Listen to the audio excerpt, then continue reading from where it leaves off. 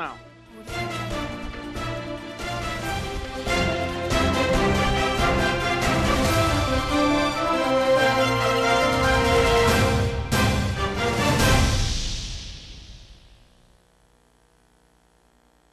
Indeed, time flies, 7 days already into the year 2018. My name is Solis Rose Corte. This is News 360, coming to you live from our studios here at Adesanwe in Accra. Hello, I'm Isa Molu. Thank you for joining us. Stay with us as we bring you the headlines for this hour. News 360 Headlines is brought to you by... In the headlines, President Akufo-Addo calls for inclusive governance as the country makes 25 years of Fourth Republican status.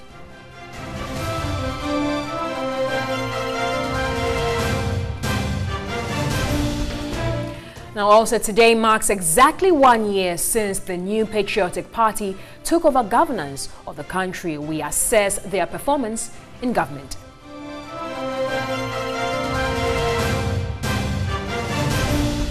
Also in the headlines, business owners occupy PWD building in Accra and lose millions of cedis and property to a demolition exercise carried out on Sunday morning.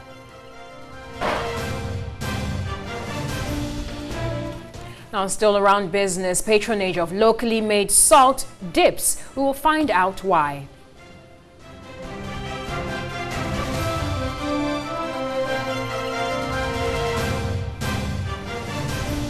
Later on, mission congestion at classes affecting quality teaching and learning at Manway Primary School in Wa East District of the Upper West Region.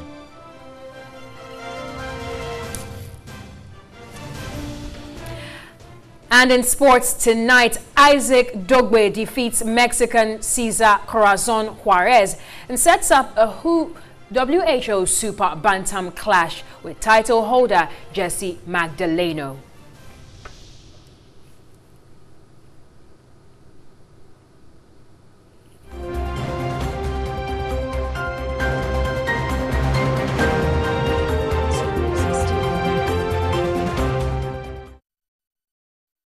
We have all these details coming up in the next 60 minutes. Let's start off with our first story. And exactly a year ago, he won the mandate of the Ghanaian people with an unprecedented win over an incumbent government. For years, President Akufo-Addo sought the highest office of the presidency with determination and was rewarded as such. Now, a year into office, we assess how the president has fared. I, Nana Adodankwa Akufo-Addo. He toppled an incumbent NDC government, making President John Dramani Mahama a one-term leader. Though our challenges are fearsome, so are our strengths. Though our challenges are fearsome, so are our strengths. Americans have ever been a restless, questing, hopeful people. Ghanaians have ever been a restless, questing, hopeful people.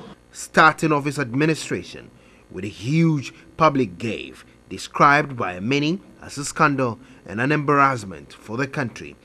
With speed, he appointed the largest ministerial team in the history of the country, with many questioning his commitment to protecting the public purse. He called the bluff of his critics, defending it. My view is that our country is better served by having on board in the executive men and women who are capable of working to reverse the situation. The men and women I've assembled are capable, they're strong, they're competent. It beats my imagination. A government that says the battle is the Lord's wouldn't have to go into that battle with so many ministers. What do ministers know that they don't get taught by the civil servants? It breeds division. It works against our effort to bring about national cohesion. It is an unnecessary dissipation of national brains and talents. This is a developing country fighting hard to extricate itself from the quagmires of poverty and underdevelopment. We cannot afford to allow brains to go waste simply because they don't belong. One scandal after another. At no point from my vetting did I feel that my confirmation of my nomination was at risk. Reality began dawning on President Akufo-Addo's government when its own started attacking institutions of state. The pro-NPP vigilante group Delta Force raided the Kumasi court and freed 13 suspects standing trial for the assault of Ashanti Regional Security Coordinator George J. in March, a major setback that rendered the president livid, many say. His directives seem to have been ignored by the party foot soldiers. I have never accused her of being a lesbian, but it is in the internet everywhere. Everybody says she's a lesbian. I'm not the one who said it. I didn't say so. I haven't even heard it, but they are saying it. It's all over. When dust was about settling, wranglings within his party and appointees surfaced with accusations of bribery. Then, an ardent supporter of the president, Kwame A+ attempted to smear allegations of corruption on the two deputy chiefs of staff. The two were subsequently cleared by the police and charged. One very unpopular, ethnocentric statement: Deputy Greek Minister William Kweto resigned after he was accused of making ethnic comment against people from the north. While all these had happened in the beginning of the president's tenure, he did not lose steam. His quest to fulfill his campaign promise was his primary focus. A major promise offering free SHS, launching one district, one factory. The one district, one factory policy will ensure an even spatial spread of industry. He maintains he delivered. Other opposition parties don't seem enthused about it. When there's going to be a heavy rain, you'll notice the way the clouds are forming. I am disappointed in what they've been able to do so far. It looks as if almost everything that they promised, they've come to try to do the opposite. And the only things they try to do as they have promised, perhaps, is the free SHS. And even that one, I'm sure they are learning lessons now that if they had listened to good counsel and planned it well, the nation would have been better. Indeed, it is obvious that President Akufo-Addo, in his attempt to manifest some of the campaign promises that he made, is actually running this nation on a slippery road that certainly is not the way it should go. For instance, no one has criticized that free SHS is a bad policy. What we are seeing is that there has not been clarity of ideas and policy towards the manifestation of the free SHS. They promised free education and they managed to implement a free SHS 1 to the disappointment of 2/3 of students in SHS and many parents who believed that with the award in the SHS, they were also going to receive a free education. That was a big disappointment to the 2/3 of beneficiaries of the senior high school that expected that the victory for Nana Akufo-Addo would translate into a free SHS for them. On corruption, he has a strong stance against his critics. There is nothing there. And with this desperate effort to stigmatize my government with corruption, it is not going to work. It is not going to work. Flagging corruption for a long time without doing anything about it is also an act of corruption. Okay, the current government seems to be thinking too much about the office of the special prosecutor. Okay, it is good. It is an innovation in the fight against corruption. But I can tell you that the office of the special prosecutor cannot fight corruption alone in Ghana. So why do you put all your hope in one officer who may not even be independent after all? The prosecutorial power of the land is vested solely in the hands of the Attorney General. He sends shivers down the spine of those who have criticized him of corruption not to wail when he begins to chase the rather more corrupt officials after he signed the special prosecutor law. Public officials, past and present, are held to account for their actions.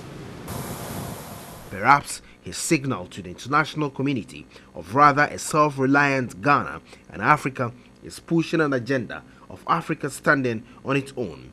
Our concern should be with what do we need to do in this 21st century to move Africa away from being cap in hand and begging for aid, for charity, for handouts. The African continent, when you look at its resources, should be giving monies to other places. We have huge wealth on this continent. President Akufo-Addo enters his second year in office with a promise of focusing more on homegrown solutions to Ghana's problems. With just 1 year in office, President Akufo-Addo's administration has been rocked with too many scandals. The president has remained, however, resolute. He says his primary focus is to make Ghana work again. He will not lose steam and praise everybody comes on board to make Ghana a better one again. Komla Kluche, TV3 News, Accra. We're on News 360 and right, we'll be delving deep into some more issues on the 1 year of NPP administration, and we'll be speaking to Dr. Edward Brenya. He's a political scientist at the Kwame Nkrumah University of Science and Technology. And we'll be looking at 1 year of NPP governance. Doctor, good evening, if you can hear me. Hello, Dr. Edward Brenya, can you hear me? I can hear you. Good evening. Can you hear me? Thank you for joining us, Doc. I'm sure the line is, there's a little echo in the background. I hope we'll be able to resolve that. If you have any equipment, of course, if it's your television, just vitiate the volume down so we can speak. Right, Doc, so let's look at the governance style of the NPP and President Nana Addo Dankwa Akufo-Addo. I mean, let's look at how he has handled the fight against corruption. So many issues have come out. You know about starting with the A+ issue, the oil contamination at Bost, the expatriate awards of recently, and of course the alleged soft body language towards Jospon group of companies. What is your take on the NPP's administration's fight on corruption? Yeah, good evening to the able listeners of TV3. I think that the 1 year of President Akufo-Addo's administration is a mix of positive and negative. When we are talking about positive, it's been one of the governments where we've seen the government come to power and try to implement some of the promises that were made during the campaign. But the negatives are far outweigh the positives. This is a government that promised the whole of Ghanaians that he was going to abide by the rule of law. We saw how there was merciless use of the rule of law, the vigilantism.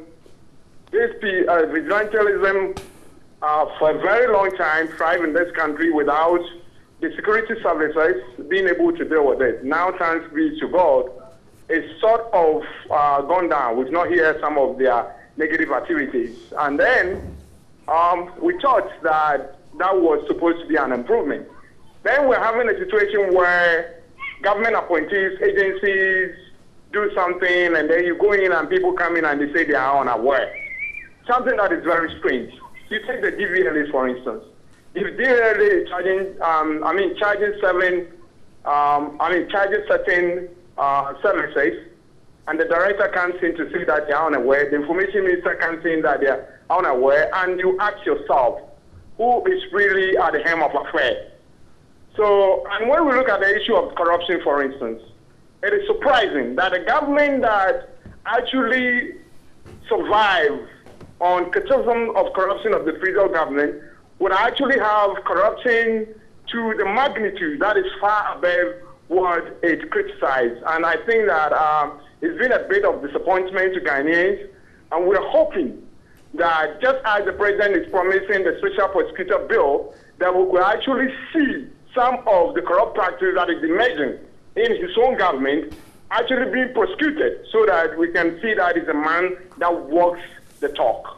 All right, Dr. Brenya, but the president has explained that the fight against corruption or establishing issues in corruption is a very difficult one. So they are taking their time to gather the facts in order to deal with the issues. What about that, including the setting up of the special prosecutor's office? Isn't that something good?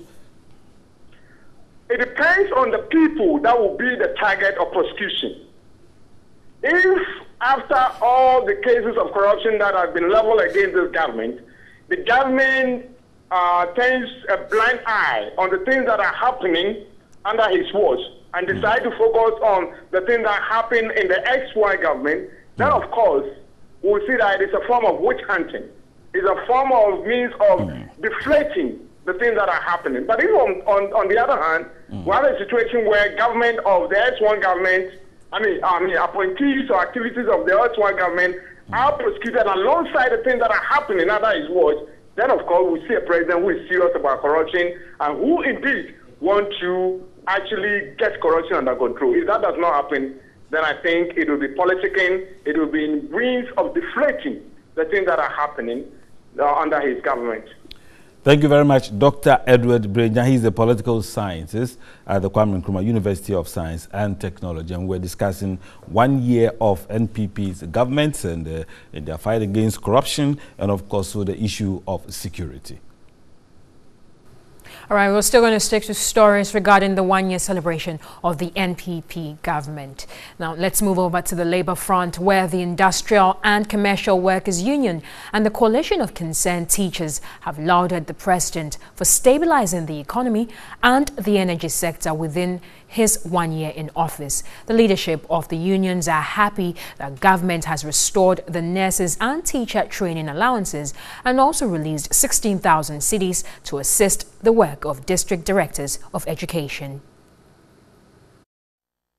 The Industrial and Commercial Workers Union, ICU, was happy the president has been able to stabilize the energy sector and the economy. Adding, government has within 1 year facilitated the sign of the Special Prosecutor's Bill and initiating steps to implement major flagship programs. But the General Secretary, Solomon Kote, was worried government's release to the ministries and agencies were slightly slashed down within Nana Addo's 1 year in office. He cited the 1.2 million cedis released to the National Labour Commission, but later receiving less than 800,000 cedis. If nothing at all, our power has also been stable and water has been stable. We could also say that except the petroleum angle and then the electricity, that will give them some negatives over there. But by and large, we've seen these things come to pass. He again commended government for ensuring that the Tema Oil Refinery begins operations. Overheads in going to bring, crude, going to bring refined, products already will go off, and then it is within, and the average Ghanaian must have the feel of this. President of the Coalition of Concerned Teachers, Kinali Awudu, lauded government for restoring the training allowances and implementing the free SHS program, but was disturbed government within its 1 year has not motivated the teacher. If you introduce free SHS, you increase capitation grant, you send money to the District Directorate of Education, you are paying the teacher trainee allowance, and all those things. And the teacher who is standing at the classroom to teach at the end of the month still go home crying. You will not be able to achieve that quality of education that you want.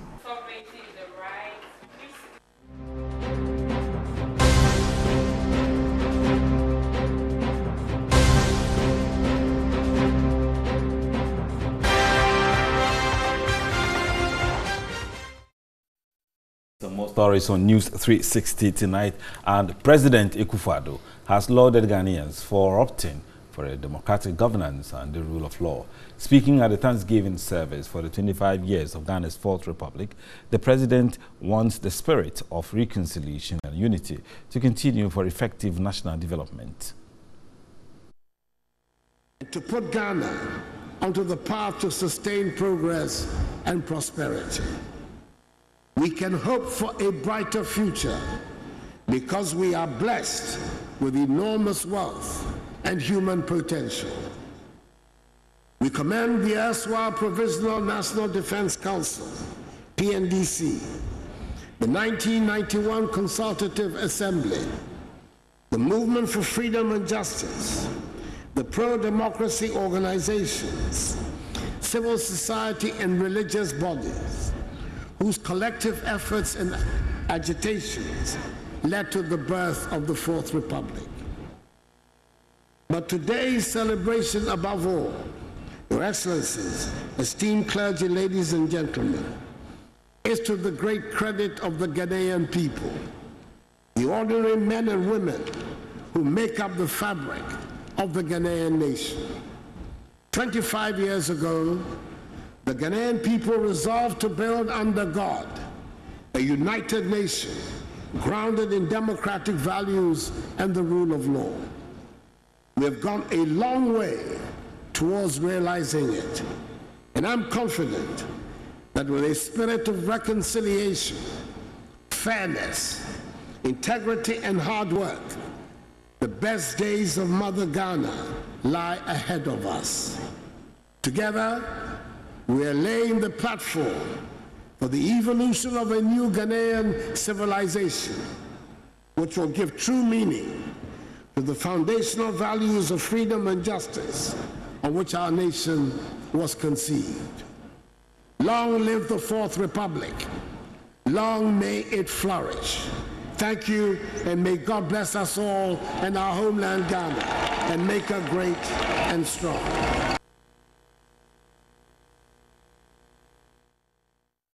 You're on News 360, and joining me to discuss the 25 years of the Fourth Republic is Dr. Erica Loza. He's a governance expert, and he expects some issues that we will be discussing. Doc, it's good to have you here, and Happy New Year to you. Happy New Year, Issa. Right, what is your pick? 25 years of the Fourth Republic. Thank you very much. My take on 25 years of the Fourth Republic in Ghana are in 6 areas. The first one is we've witnessed a transfer of power across governments between the NDC, NPP, NDC, and then NDC, NPP again. The second one is improved citizens' participation in governance and demand for transparency and accountability. The third one is that we have seen enhanced representative democracy where all 275 constituencies in this country are represented in the Ghanaian parliament so that their voices are heard at the national level. The fourth one is national stability and improved judicial system. We've seen some stability and improvement in the judicial system. We have deepened local level democracy where the president appoints chief executive to decentralize the political power to the local government level. The final one is an improvement in the freedom of speech and the liberalization of the media landscape where people can criticize, people can speak their mind and all of that. Right. Doc, let's start from maybe you can punch the first one at the top. That's the transfer. Yeah, okay, great. Transfer of power across government, NDC and MPP. Aren't we drifting towards a two-party state? And is that positive? I mean, Ghanaians are left with only 2 choices when it comes to voting for a political party to rule this country. Is that the best we can have? That may not necessarily be the best, but within 25 years, that is what is happening. So I'm inclined to believe that going forward, we may then be forced to amend our constitution or review our constitution to have only a two-party state, because there is no likelihood that we're going to have a third force unless all the other opposition parties come together to face either NDC or NPP. But for now, this is the story. So you mentioned improved citizens' participation in governance. Is it because of the proliferation of media houses, newspapers, and online services, so which allows Ghanaians, or is it the local radio stations that allows people to express themselves in a language that they understand better? I think all of them have participated, but the fact that we have political parties putting up their manifestos, appealing to the citizens, and citizens going all out to vote on the basis of manifestos, and citizens even having the right to vote government in and government out on the basis of policies is on its own an improvement in citizens' participation. How about the enhanced representative democracy? What do you mean by that? At the moment, every single constituency is represented at the national parliament. So decisions are taken having the input of people from all over Ghana. They hold government accountable, and people feel that they are now part of the process. If something is not going on right, they can hold their MPs responsible. National stability and improved judicial system. Unlike the military era or military government, where we are always afraid of coup d'etat, in our constitutional democracy for the past 25 years, we've seen some stability in the government landscape. We've seen presidents changing hands or government changing hands in a very, in an atmosphere of stability. Stability is important for national development. No wonder Ghana, we are seeing progress and development because of this 25 years of constitutional democracy. With the improved judicial system, the judiciary has played its role in interpreting the rules, now creating the assurance among Ghanaians that the rule of law prevails. You don't have to go all out and then fight. Where there is a challenge, you can easily come back to the judiciary, and they are prepared to give you the best of justice. So the justice delivery system has also contributed its quota by assuring citizens that the rule of law works in Ghana. Right. So when you talk about improved judicial system, we're talking about the justice system where people are served, and that is with the help of the police and the judicial service. Are you sure, or can you explain in any way that you see that the justice system has really served our people? I mean, there have been situations where people have reported cases to the police station, and the police don't show so much independence on the issues. They're not able to investigate the issues properly and send them to the court. People lose confidence in the police service and the judicial system. Yeah, that may be an isolated case. You know, the judicial system is an all-encompassing system. That starts with the investigators, the prosecutors, and the judges and the lawyers making improving the system. So I think that, yes, people may have their own challenges with the police system. But I know there are a lot of people who can also say that the police service has done some good investigations that has led to prosecution and conviction. So whichever way it is, we are on a learning curve. We can improve. But in the past 25 years, it has been better than the previous 25 years. Yes, I'd like to go back to that again, because there have been instances where people have expressed confidence in reporting issues to media houses, for example, radio stations, than giving it to the police to investigate. Yes, I mean, people may have their own prejudices. People think that when they report it to the police, maybe the police may not do in-depth investigation, or they may shelve the investigations. They may have their own prejudices. But the way I see it, I think that all of us have a role to play to help the police, give the police information, put the police on their toes, because they are being paid with the taxpayers' money for them to deliver. They are an indispensable part of the justice delivery system.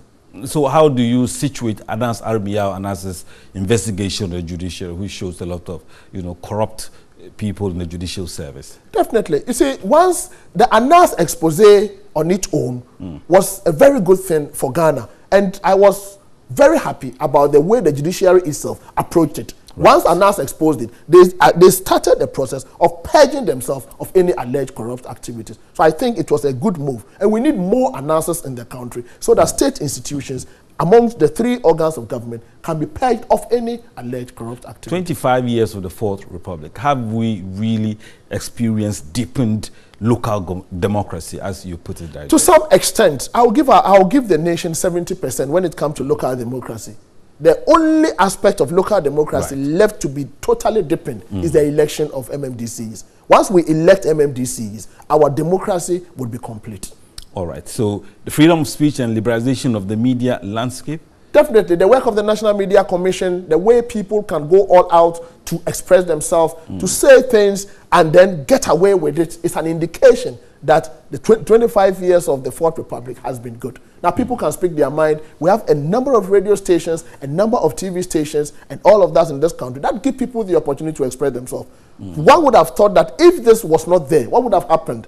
In the previous 7, 10, 12 years of the military era, you know what would have happened to you if you were to open your mouth and say that this government is not doing well, or this minister is not doing well in a military era. But now you can open your mouth and say it and put the minister on her toes to deliver. So I think there is some level of improvement in our freedom of speech and the liberalization of the media landscape. So 25 years, we have only two strong political parties, NDC and NPP. Do you think that we need a third party, third force? I think it's about time we get a third force. But that third force can only come in if all the other opposition parties put themselves together into a one party called the third force. So I'm expecting that going into the 2020 election, we should have only three political parties. We should have the NDC, we should have the NPP, and we should have a third force made up of all the other opposition parties. By that, we'll be able to try another alternative for the the betterment of this country. Right, that's Dr. Erica Loza's take on 25 years of the Fourth Republic. Thank you very much, Doc, for your time. I'm sure for the input. It's been enlightening, and we really thank you very much for coming. Thank you very much. 25 years of Ghana's Fourth Republic. Dr. Erica Loza is a governance expert, and we thank him for being here.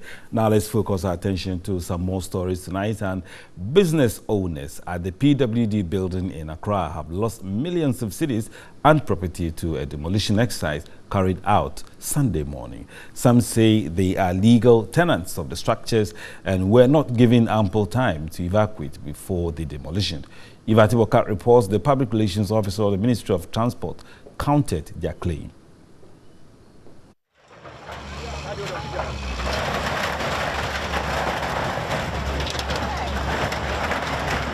KM Partners Consultancy Sunday morning conducted the demolition exercise under the authority of the Ministry of Transport.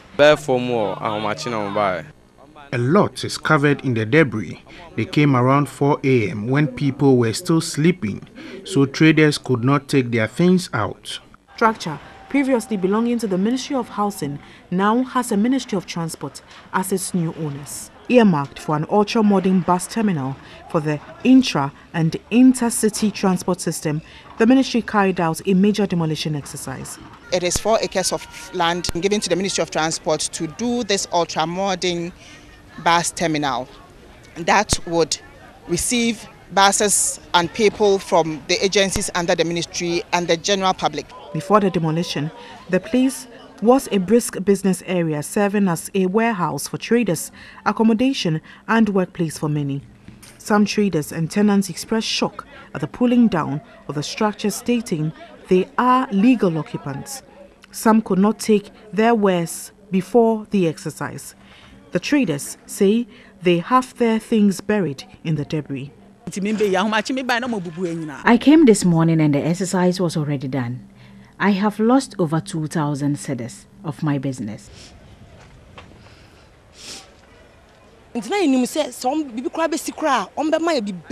We were expecting them to relocate us before the exercise, and now we are all stranded. We are pleading with the government to relocate us.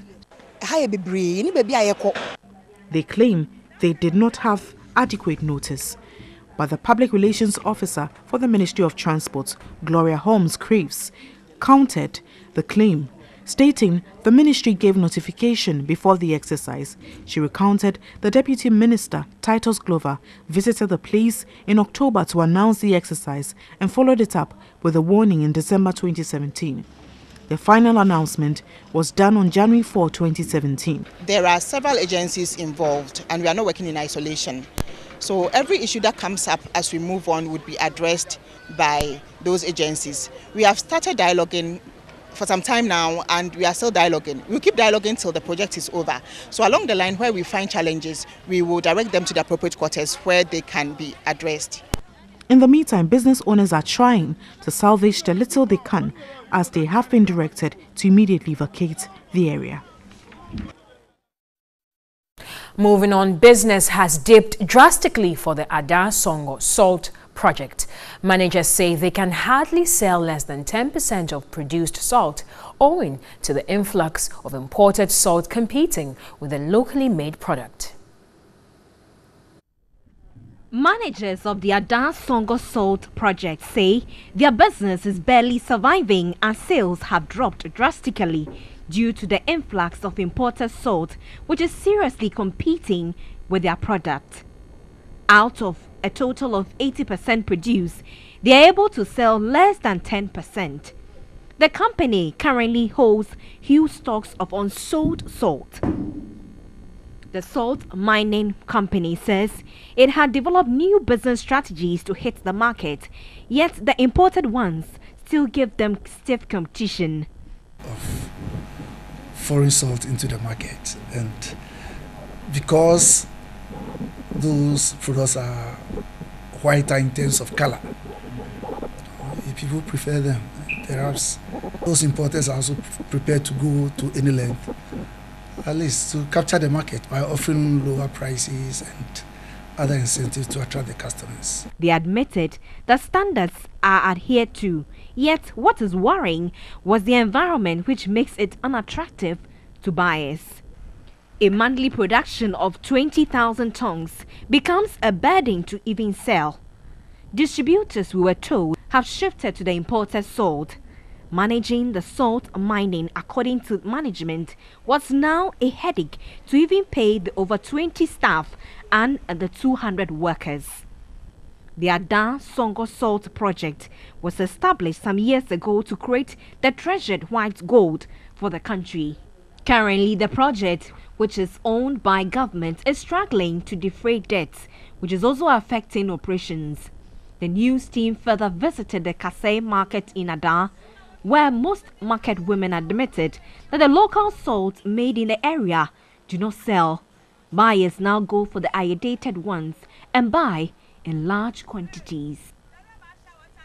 In other news, residents of the Isukuma-Dobin Brakwa district are crying for improved roads, a stretch linking Abukwa, a community close to the district capital, and the rest of the central region is in a poor state. The district produces cocoa and other foodstuffs. A poor road network is, however, a setback to development. Several hours are spent on the stretch. The only road linking Ebuakwa to other parts of the district is collapsing.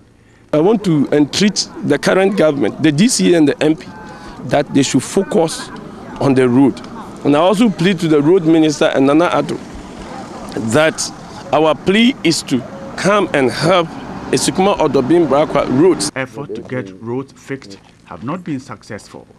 District authorities say they are working hard at fixing roads, but we need support.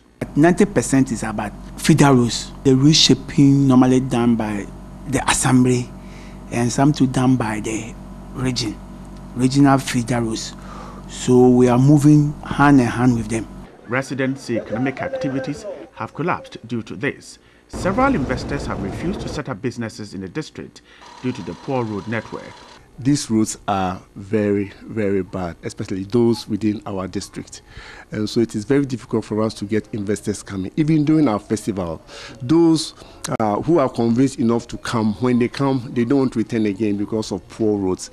We are of the view that if the government is able to give us good roads, the rest should be left with us. Residents of the district are appealing to government to come to their aid.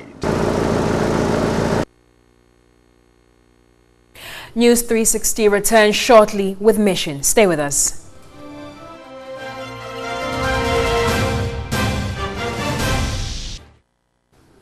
Welcome back to News 360. It's now time for Mission, and tonight we're taking a look at education in the Wa East district of the Upper West region.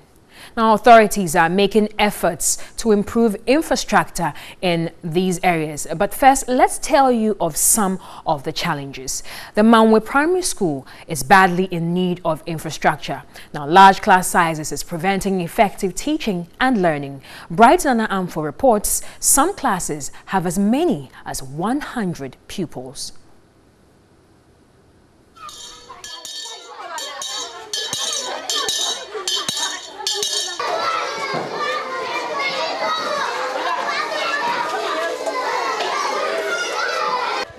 P1 like this, we are shooting up to 140, where P2 is about 103. P3 is about 104, but it's one class, who's supposed to be more than even 2 classes. Teachers supposed to mark 35 scripts now mark over 140. This affects effective work. Individual students do not get the needed attention. We have special needs children within our midst who needed to be treated differently. But if you are having 140, you can no more go to them as they needed to be attended to. Classrooms are congested. KG1 is worse off. Kids learn in a very uncomfortable situations. School officials have struggled to attract support, but their efforts have not yielded any results. There are so many things you are supposed to do before you come to school. The first thing you do is what? The District Education Directorate is struggling to provide infrastructure. Classrooms, furniture and textbooks are not there at the primary level, but supply at the junior high level is average. The Directorate says though it sends a report to the Assembly, it is unable to meet its demands. This is worrying as pupils learn under very trying conditions. The District Assembly says some government policies have increased numbers and efforts are being made to improve infrastructure.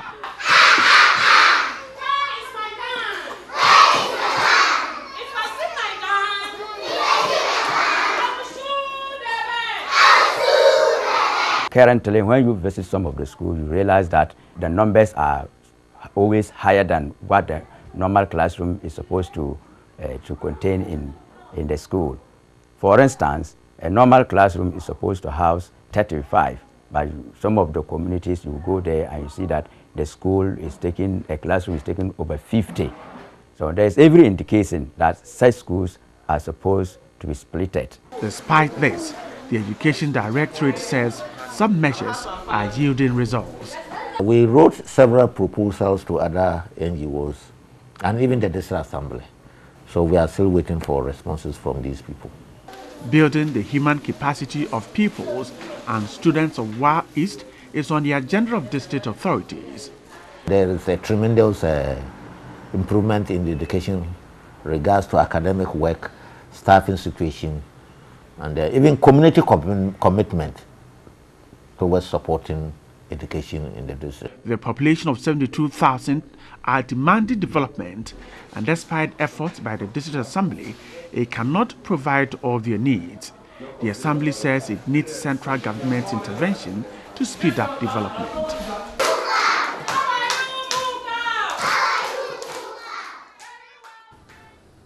Now, Mission is supported by Star Ghana with funding from the UK Aid, the European Union, as well as Danida. We'll be right back with some sports news with Nana Kojoafre.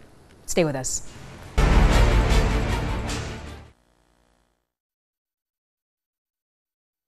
The sports segment is brought to you by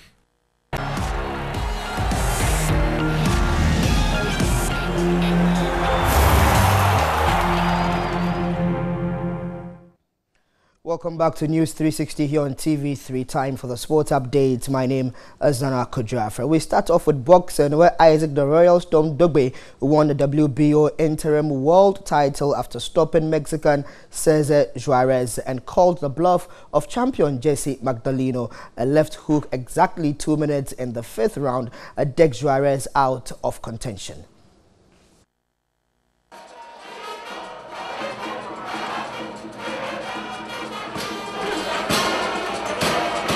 The packed Bukom Boxing Arena in Accra was alive Saturday night as the two boxers made their way into the ring. The #1 ranked Juarez came out like a man on a mission, promising to push for a knockout victory at Dogbe's backyard. But this was not to be when the entire fight changed, with Dogbe taking the fight to him with swift bodyworks and fast jabs. Isaac Dogbe decked Juarez in the 2nd round and began to punish him with hard shots. Juarez did his best to rally for the next 2 rounds, but Dogbe proved to be a tough contender. A hard left hook on the 2 minutes dot of the 5th round sent him rolling again onto the canvas. This time, referee Tony Weeks had seen enough and waved off the fight as Juarez target.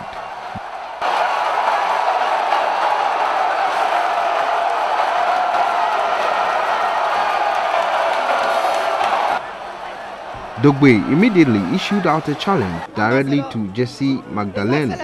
Jesse Magdaleno, I'm coming for you, baby.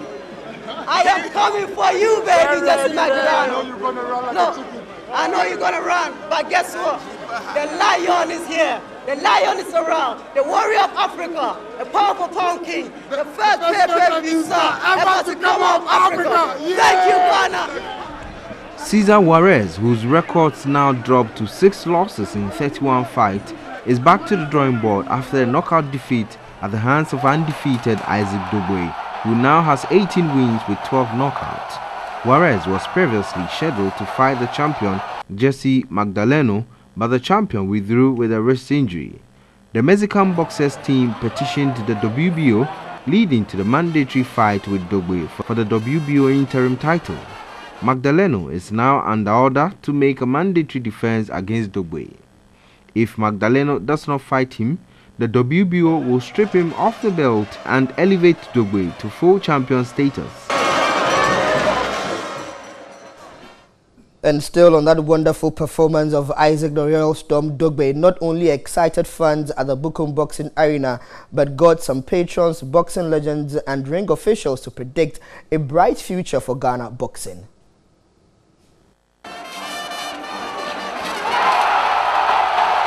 WBO Africa President Samet Kaptan, GBA President Peter Zwenis were amongst the first people to share their thoughts shortly after the bout. You know, he's got the power, he's disciplined, he loved boxing, he listened to his dad and people, and he's dedicated to God also. Isaac fought a very good fight from his corner. He had a measure of the Mexican right from the start, a lot of body punches, switching sideways and all that. He was in total control of the fight. Very high level by both boxers. I think we have to congratulate Cesar Juarez for his courage and the fight that he brought here. It takes 2 great fighters to make a great fight, and we had a great fight tonight. I think it's wonderful that for Ghana that you have another world champion. WBO referee Tony Weeks, GCPP leader Dr. Dan Late Jr., former Joseph Agbeko trainer Ni Adama Adi, all think the time has come for the major world title for Ghana. Both fighters throwing a lot of hard shots, but he started to take some punishment when he went down. He was struggling to get up, and when he got up, he just his legs wasn't under him, and I have to protect the fighters. It's a fantastic atmosphere. It's fantastic boxing for Ghana. Isaac has done so well, and he's going to be a world champion. Isaac Dogbe, going home. This guy is not a small fighter. He's doing good. Isaac Dogbe, I'm giving you a salute. Thank you, and make all the Ghanaians happy. The only advice is to concentrate and then pray to his God, his maker. That's all. For me, it's a revival of boxing in this country, and so I'm happy as a sports minister to have witnessed this great game. I mean, it's great. This young man has got the potential to be one of our best. They, however, called for support to sustain the games.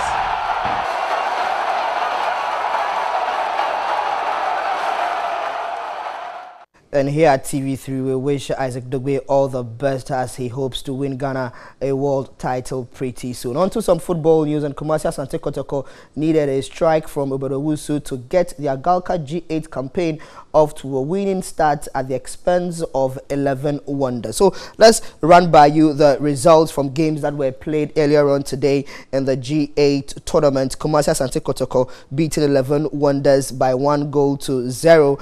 And then there was an 11-goal thriller in the game between Ebusua Dwarves and Mediama LC, which ended 6-5 in favor of Mediama. So what a match that particular one was. Run you by the results of games played on Saturday. Idiana Stars began their campaign with a 1-0 win over Dreams FC, and this will be a very good build-up for them as they look forward to representing Ghana at the CAF Champions League. Accra to Folk also beating Karela FC by 1-0. Now let's go on to studio.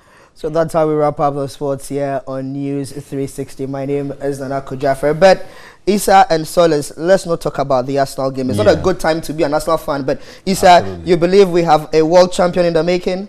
In Dogbe? Yes. Absolutely. I think we need to give him all the support and see what happens. All right, over to you guys. So let's move on and do some other stories. And the Trades Union Congress has warned the current system of financing the National Health Insurance Scheme could lead to its collapse. In the view of Deputy General Secretary Joshua Ansah, the NHIS can only be sustained if government adequately resources the authority. He was addressing the second quadrennial delegates conference of the National Health Insurance Workers Union in Kumasi. The conference provided members the platform to deliberate on pertinent welfare and administrative issues. Deputy General Secretary of Trade Unions Congress, Joshua Ansah, charged the Health Insurance Authority to be innovative in delivery of its mandate and expand coverage of the scheme. He noted the current source of funding for the scheme is insufficient to sustain it. National Chairman of NHIA Workers Union of UNICOF, Maxwell Mauli Nyadejo, commended government for its level of commitments towards the sustainability of the scheme. He supports the proposed increment of the NHIS levy in the 17.5% VAT rate from 2.5 to 3.5%. General Secretary of UNICOF, John Sananu Amegashi, tasked staff of the NHIS to play an efficient role in ensuring the effective delivery of health services in the country. But he expects the authority to be adequately resourced to motivate employees and improve on productivity. The government should be able to address all these concerns, ensure that we diversify attention to other places to see how best we can resource the scheme to enable us live up to the expectation of the need to provide quality health services to Ghanaian citizens. Time now for some international news. Senior Trump administration officials have rallied around the president following the release of a book that raised doubts over his mental health. Michael Wolff's book, Fire and Fury, Inside the Trump White House, paints a damaging portrait of the U.S. president. But CIA Chief Mike Pompeo told Fox News Sunday the portrayal was pure fantasy, and policy advisor Stephen Miller told CNN Mr. Trump was a political genius. Donald Trump, too, has continued to fight back against the book. President Reagan also faced questions over his mental health while in office, although some observers saw the comparison as unhelpful given he was later diagnosed with Alzheimer's disease. The book has sparked a public rift between Mr. Trump and his former strategist Steve Bannon, who is quoted as accusing Mr. Trump's eldest son Donald Jr. of treasonous behavior in meeting a group of Russians.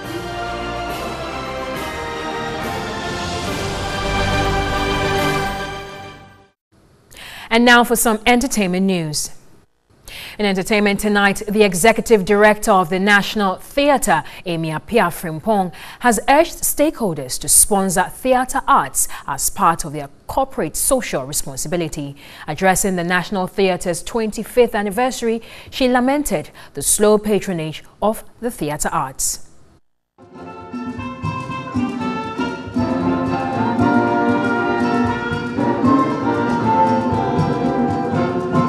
The National Theatre was established by the Rawlings administration to give meaning to theatre works in the country.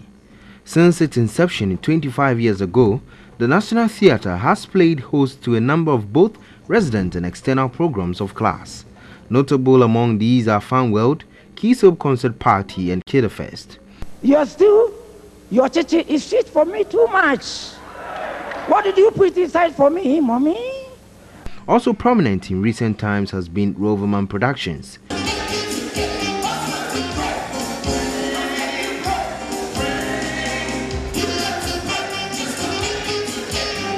Musical and drama shows including Umoja from South Africa among others.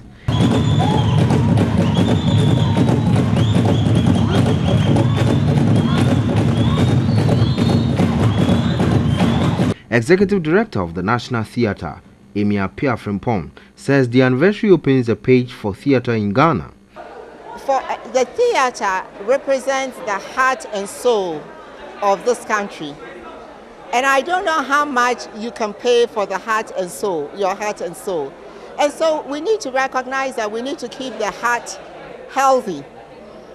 And the only way we can do it is by taking good care of it, which means we need to invest in it to get the returns that we want. She was worried effective partnership had been lacking over the years and urged stakeholders to make Theatre Act part of their corporate social responsibility. It costs an average for a really good production with lights, sounds, costume. It's about 500,000 Ghana cedis. We need partnerships with the media so that the word will go out and people will actually come and watch. The event recognized actors and actresses whose work had propelled the National Theatre to the present status.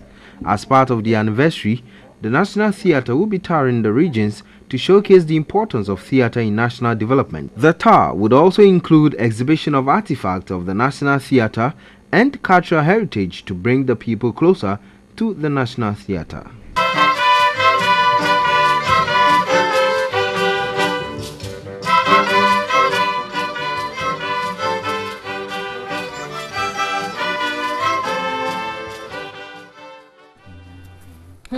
The joy of the arts. I thought I saw your photograph there. Was that you? Yes, that was me.